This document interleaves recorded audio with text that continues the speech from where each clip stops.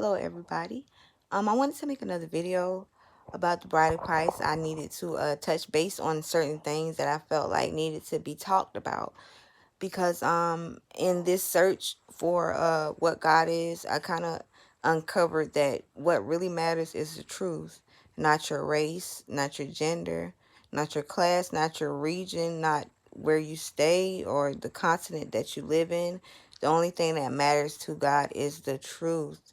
And it's not about who's telling the truth, who's preaching the truth. It's about you figuring out what the truth is and you determining that this is the truth. This is what God is trying to show me. I went on this search of trying to figure out the truth. And like I said, I mentioned in my video before, Gnosticism. Gnosticism is the closest thing to truth for me. I studied so many different things, so many different books, and it's all led me here. And I want to emphasize that the Bible does not go into details about who wisdom is and what wisdom role is. Now, they mention wisdom in songs and proverbs and maybe in different chapters of the Bible, but they do not go into details about who wisdom is and what wisdom role was. Now, the whole concept of wisdom, for me, it came from Gnosticism.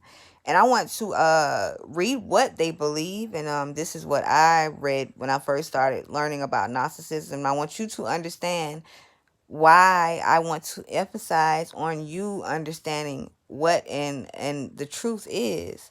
Okay, this is what the Gnostics believe. In Gnostic tradition, the term Sophia, Greek for wisdom, refers to the final and lowest emanation of God. This is what they believe. Sophia, Greek for wisdom, refers to the final and lowest emanation of God. Sophia, emanating without her partner, resulted in the production of the Demiurge. And this is what she created, Sophia wisdom. And this creature is concealed outside of the pleroma. I want to give you a definition of what the pleroma is if people don't know. The pleroma, which is Greek for fullness, refers to the totality of God's powers. The heavenly pleroma is the center of divine life, a region of light above, and our world is above our world, occupied by spiritual beings such as aeons and eternal beings and sometimes archons. This is what Jesus was. This is what they believe. Let's continue reading. The creature is concealed outside of the pleroma, outside of the fullness area of light. In isolation and thinking itself alone, it creates materiality and a host of coactors, referred to as archons. The Demiurge is responsible for the creation of mankind, trapping elements of the pleroma stolen from Sophia inside human bodies. In response, the Godhead emanates two savior aeons, Christ and the Holy Spirit. Christ then embodies itself in the form of Jesus in order to be able to teach man how to achieve gnosis, by which they may turn to the pleroma of light. Now, this is what the Gnostics believe. This is what the Demiurge was. And I went into details. I didn't go into details in my first video what the Demiurge was. But the Demiurge is a being that was created by Sophia. And it's pretty much the Demiurge creates the physical universe and the physical aspect of humanity. This is why I say you have to go and you have to read and look deep into it, because in the story, in Gnostic's story, they get you to understand that God actually did not create Adam and Eve. The Demiurge did. The Demiurge created Adam and Eve, and they were imperfect because the Demiurge was not a perfect being.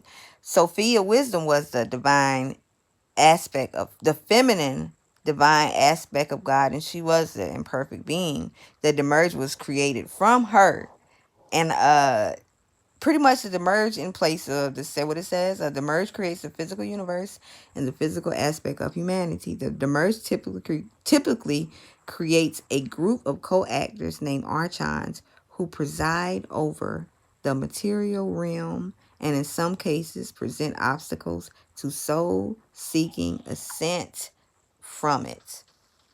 And this is what they say about the Demiurge. Pretty much yeah, pretty much being evil, materialistic, flawed, not imperfect. It's imperfect, which is not of God, which is not an aspect of God. God is perfect. The Demiurge is perfect. And if you actually uh sit and think about it, it actually makes sense, because people always have, said, oh, if God is perfect, and the atheists always say, well, if God is real, why can't he come and do this and do that? And you have to realize that maybe the story is untrue, and maybe we are in an imperfect environment, and maybe we are supposed to understand what God is by being in this imperfect environment. But this is what the Gnostics believe. Their whole soul belief system is based on wisdom, Sophia. And they believe Jesus came. They believe Jesus the Christ, but they also believe that Sophia has a role, and Sophia is the one who has to make everything right. Now, there's other different things you can read about this. It's so much to read about Gnosticism, and I advise people to go and read it, because it actually pieces things together and it makes sense, But the whole wisdom idea solely comes from Gnosticism. This is their belief system. They believe in wisdom. They believe that wisdom created, everything, and they believe that wisdom can save everything. So the whole concept of who wisdom is, what wisdom is, came from the Gnostics. And these particular set of believers, they were around, and they were worshiping in their belief system around the time when the Bible was created.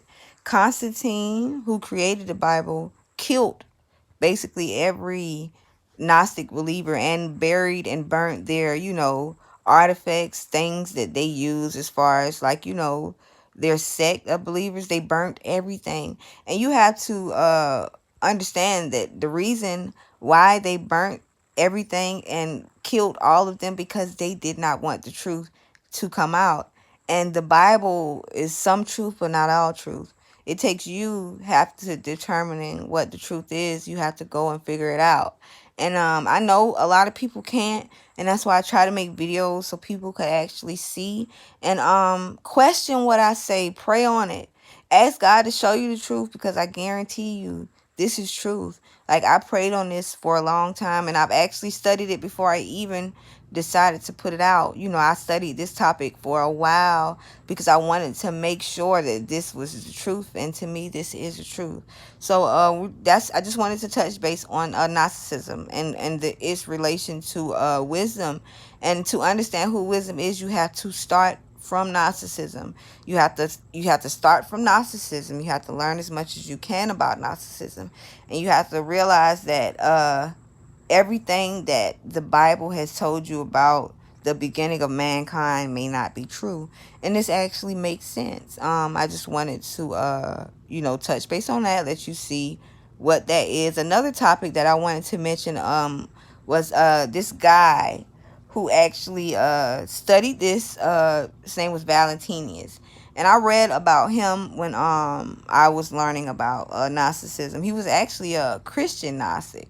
And I asked people to actually lean more on theologists. Theologists study every pretty much every religion. And if you want truth, you may have to go that route to, figure out what the theologists have studied and what they determine to be their truth. And this guy, I read about him. He was in Rome. It's just different things about him. It said produced a variety of writings, but only fragments survive, and that's because that's all they want you to know. And it's just different topics he talked about. Oh, I want to emphasize this. He taught that there were three kinds of people: the spiritual, the physical, and the material. And that only those of a spiritual nature receive the gnosis, knowledge, that allowed them to return to the pleroma. while those of psychic nature, ordinary Christians, would attain a lesser, uncertain form of salvation, and that those of material nature were doomed to perish. Now, this is what Valentinus believed. I wanted to touch base on him because he actually has this book that I read, The Gospel of Truth. And I asked people to check this out. This is actually a good book, but it is pretty much, to me, an important book that you must read in determining what the truth is. And this came from the Nag Hammadi Library. That's something that you should look into too. But I'll just read some of what it says. It said it was discovered in Egypt, 1945, among the very mixed bags of works classified as Gnostic, was a series of writings which could be associated with Valentinus, particularly the Coptic text known as the Gospel of Truth, which bears the same title reported belonging to Valentinus. It is a declaration of the known name of Jesus' divine Father. This is why you should check out the Gospel of Truth, because this topic basically goes to understanding what and who God is, the true God is.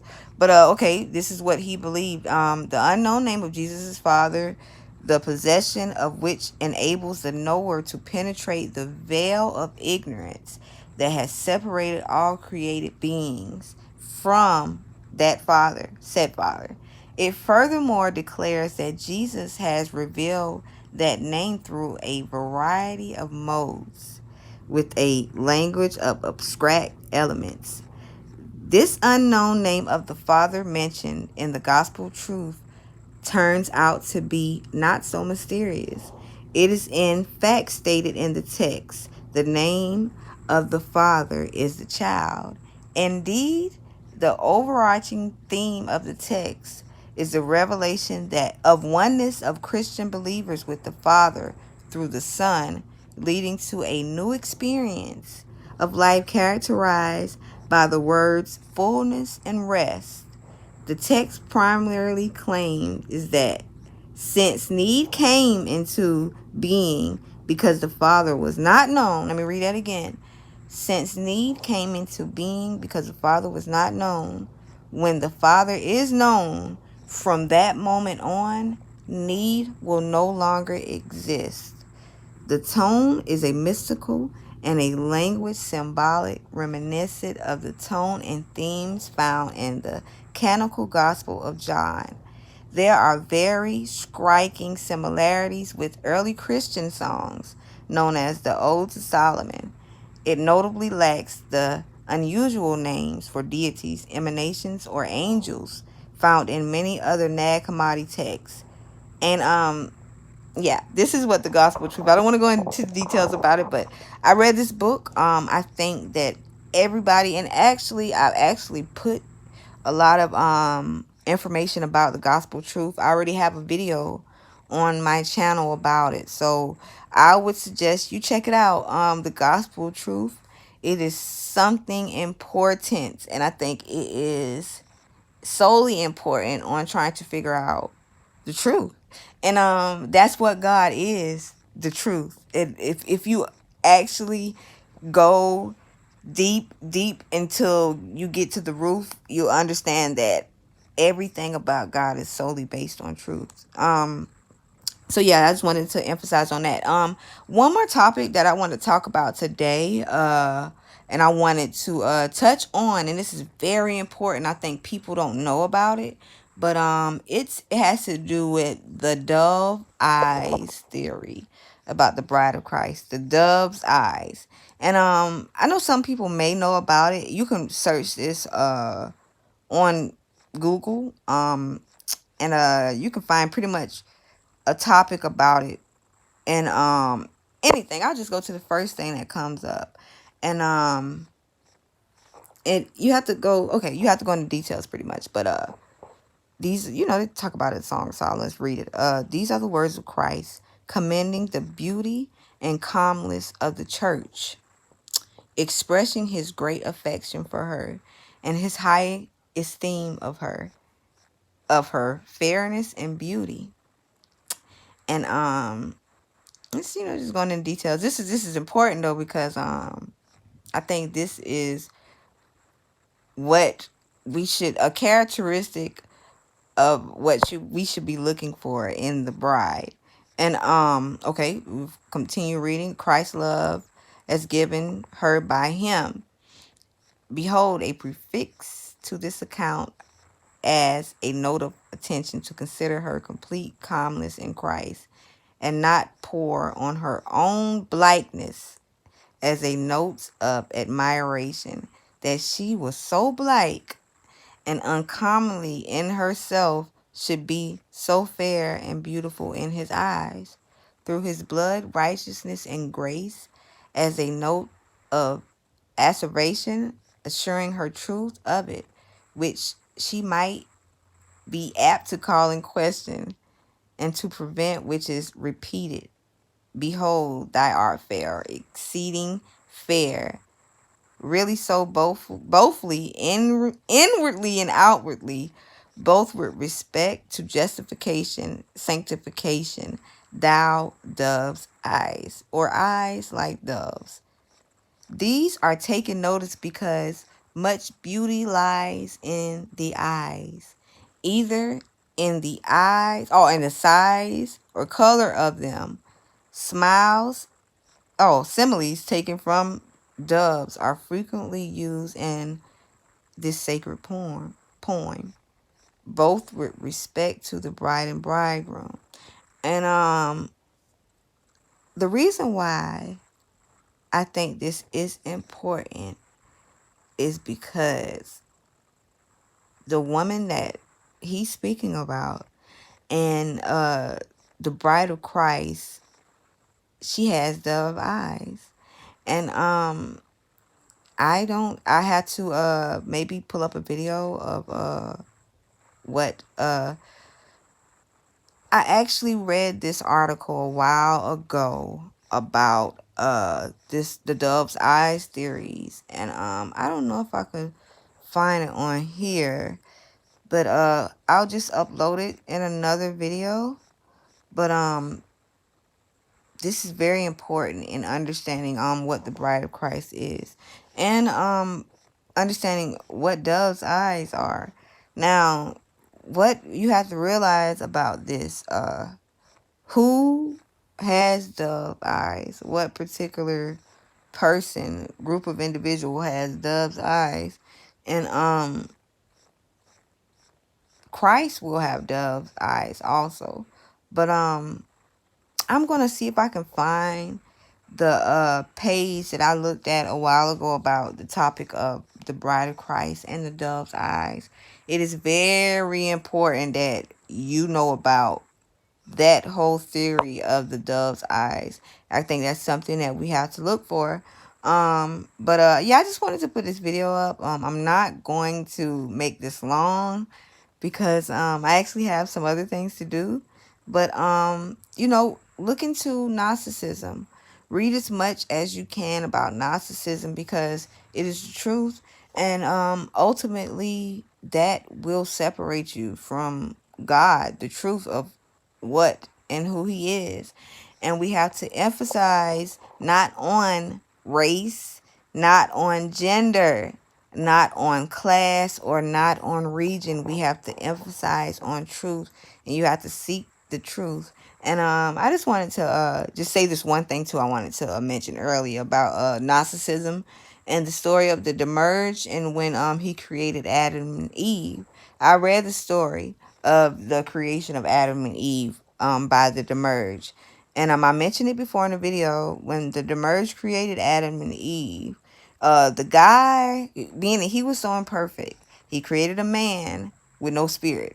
He created a man with no spirit, and realizing, the Demiurge realizing that he didn't have the power to create a perfect man, he cried out, and wisdom, Sophia, came to his aid.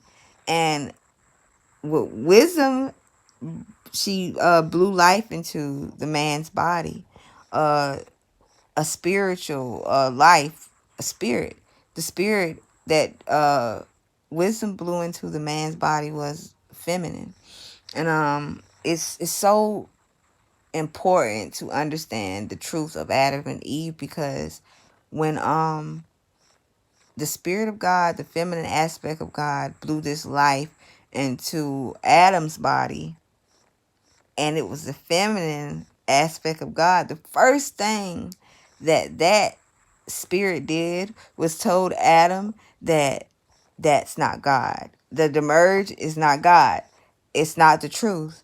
And when the Demiurge realized that the spirit, the feminine spirit, was telling the man that, he wasn't God, he created another physical body, a feminine body with no spirit.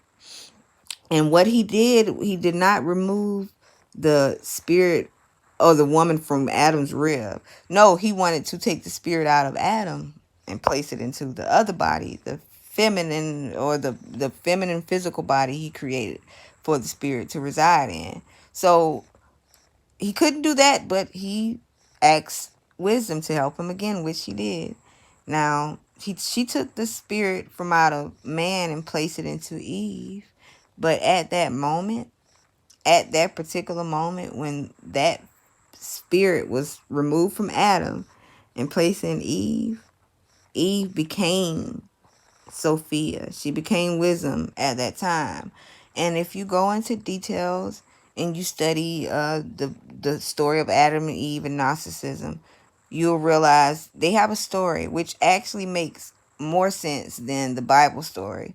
The whole snake idea, the concept of the snake. If you study Gnosticism, you'll realize that the Demiurge was pretty much demanding himself as God. The Demiurge considered himself as God. Now, when he considered himself as God and he had Adam and Eve there, his sole purpose for creating Adam and Eve was to serve him, was to be his slaves. He wanted the men and women that he created, to worship him as a god. But that feminine divine aspect of God that resided in Eve knew it was a lie. So that story of Eve communicating with a snake and her creating a bigger sin, it was so untrue. That snake was pretty much the spirit, the feminine aspect, letting them know. This is what you got to realize. In the book of the Bible, it said they bit an apple, and that was the sin from biting the apple. But in Gnosticism, it wasn't a sin, because what Eve did, she discovered that they could eat different fruits and they could populate the earth, and the Demiurge wasn't God. They knew that Eve knew that the Demiurge wasn't God. Eve knew that they did not have to serve him as a slave or a god. Eve knew that they could leave the Garden of Eden and repopulate the earth. Eve knew that. Eve knew that. And the sin that she created was actually just knowledge. She understood. She learned the truth. So the snake, the apple, all of that is nonsense. When in reality, all that she did was figure out the truth and told Adam, "Listen, that's not our God. We don't have to stay here. We can leave. We can eat. We can uncover the different parts of this world without being trapped or feeling like we are slaves to a Demiurge that isn't actually God." So you have to realize that that's the truth. Whether people want to believe it or not, that's the truth. And it makes sense, because I believe that God is a supreme divine being who has not one imperfect thing about itself.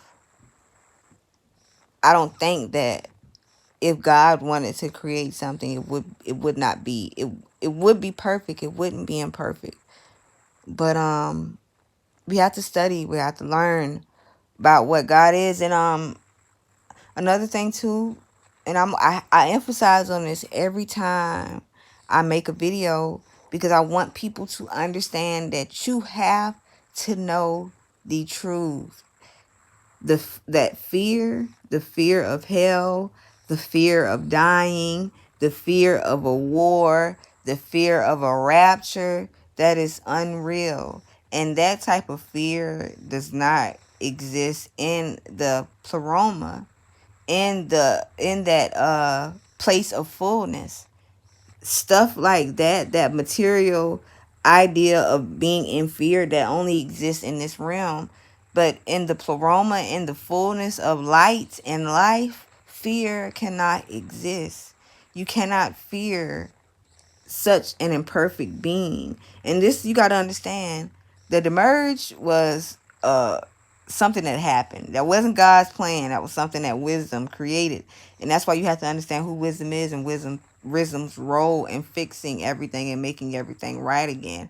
The earth and the material world is not a product of God. It came into being because there is a God. There is a supreme God. But it's not a product of God. It's a product of Sophia. It's a product of the Demiurge. You have to understand what you need to associate God with. And fear is not something that you associate God with. Yes, God has the power to do anything to you, but will he do it? Should you fear him doing it? I highly doubt you should. You could fear man doing it to you. You could fear the Demiurge, but as far as a God that you have never met, I don't think you should fear it. I think you should be open to understanding what God is.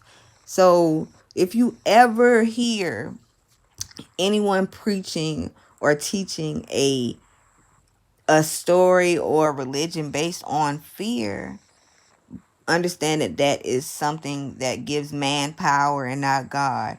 A divine supreme being of full life and light does not need fear, does not need power from fear, does not gain power from fear. It's not what God is. We have to understand the truth is what will only set you free. And I hope that, people are actually listening and learning and trying to figure out what it is. Because I've been on this journey for so long, and I actually sit back and I'm looking at everything that's happening. And it seems like this is all happening because of this. And I don't know if it is. But if it is, please get the truth. Know the truth. Understand the truth.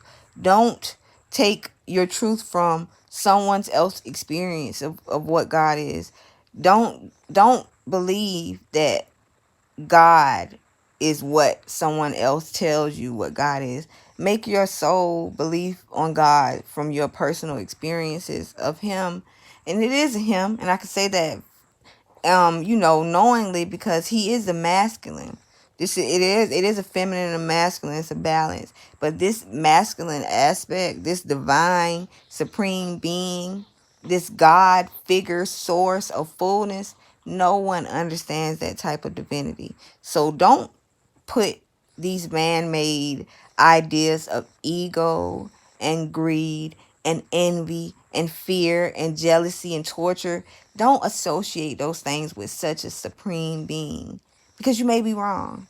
Now, if you say it, speak from a place of not knowing, because no one knows. No one knows. The best thing for you is to ask God to show you, and then believe that what he shows you is truth.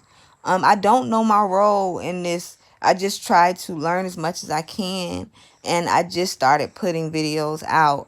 I don't talk to my family. I don't talk to my friends about this particular topic. Some things I talk about, some things I'll mention to certain people, but as far as like going into deep details about this, I'm not ready to actually put myself on the stage of presenting this to people and saying that this is what it is. I just want God to do it. If you come across this video and you're reading this and you're trying your best, your hardest to understand what I'm saying, understanding that's God and that's the spirit trying to show you the truth.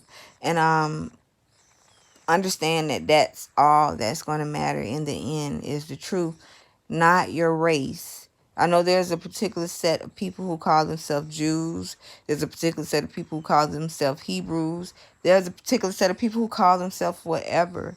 That will not make you chosen in God's eyes. Your classification of who you are, whether you call yourself a sinner, whether you call yourself righteous, whether you say that you believe in hell, will not make you chosen. The only thing that makes you chosen is figuring out the truth. And the truth will only set you free. So I pray that people are trying their hardest to determine and figure out the truth, and know that the truth will set you free. Um, Ever since I've learned about all of this, there has been obstacles in my life. Like, it hasn't been perfect. That's why I haven't, I don't frequently put out videos, because it's hard trying to sit and act like, everything is good when it's not. So, when I do decide to put videos out, it's because I feel like the spirit is pretty much telling me to do it. Like, you have to do it. So if you ever see a video I post, it's because of that, not to gain popularity, or just, some type of recognition from anybody. The only type of recognition I want is from God. So I pray that you find peace in this. I pray that this is true. I pray that this pleases God. And I pray that, we as a human race will be able to experience the fullness of what God is. And please don't allow anything to separate you from Him. And by anything, I mean classifying yourself as anything but the truth. Do not say that you are a certain set. Do not consider yourself a certain group of people. And do not walk around like you actually, are old something because of anything. If anything, the best thing for you to do is just to seek the truth and figure out what the truth is. Because pretty soon we're going to be exposed to the truth, and you have to determine if it's true or not. And I just want to make this final statement before I end this video. It's kind of off topic, but I just want to say this because you know I'm an African American female, and this is the topic. uh every day, and everything we do, this is everything. And I just want to make this clear to my race of individuals who have a problem with Donald Trump. Now, me personally, as an African American female, I'm constantly ridiculed because I do not find fault in him. And I do not blame Donald Trump for the problems that exist in the world today. But I just want to make this point, and I just want to make this to people who come across my video, especially people of African American descent who are planning on voting. Um Everything that's happening in the world right now, from the riots, the demand of justice, just everything, not just in our countries but other countries. Everything that's happening now is only happening because he's in office. If he wasn't in office, none of this would have been highlighted. And I think we have to sit back and think, if he remains in office, will things continue to change? And if Joe Biden is put in office, will things continue to change? I think people have to understand that we have a political system that pacifies us and wants us to solely make decisions based off what feels good. Um, every day since Donald Trump has been elected, nothing has happened and nothing has changed, because the news companies, the political parties, they sit and they gossip, and they talk mess about, they give their personal opinion about somebody, when in reality all they have to do is work together for a common good. Do not base your judgment, do not base your vote off of your personal opinion or CNN's personal opinion of what Donald Trump or who Donald Trump is. Because me personally, I don't believe he's a racist. I don't believe he's a horrible person. I actually believe it's people worse than him. But if you had to ask me what I believe is the best thing for us to do as a race, I would say vote for Donald Trump. Because if you actually want to continue to see the change that you are seeing now, the only way that it will exist is if he remains in office. if he is not elected again, Joe Biden will be elected, but he will not change anything. And people will be pacified to believe that everything is okay, but the same things that's going on today will continue to exist. So don't be fooled by thinking that it's one political party is better than the other one. And please, I want to emphasize this this is very important. Joe Biden has not pretty much offered anything. The only thing he's saying is pick me because I'm better than him. In reality, everybody has their own personal, screw ups, and nobody's perfect.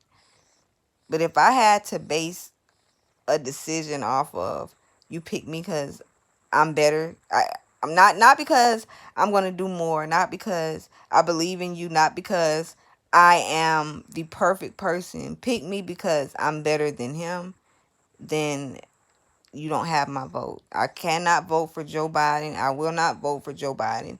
And I think a lot of people need to understand that he's not promising you anything. He's just telling you that he's just better than Donald Trump personally. And that's not up for debate because we haven't been in a war. We haven't, the country is still going, even though we are living during a pandemic. Like, everything is okay. So don't let this false narrative of fear control your decision making. And please don't make decisions based off of what people's personal opinions of someone is. I can dislike you, but I can still make a decision based off of what's the right thing to do and not based off of my like or dislike for you. And black people, vote.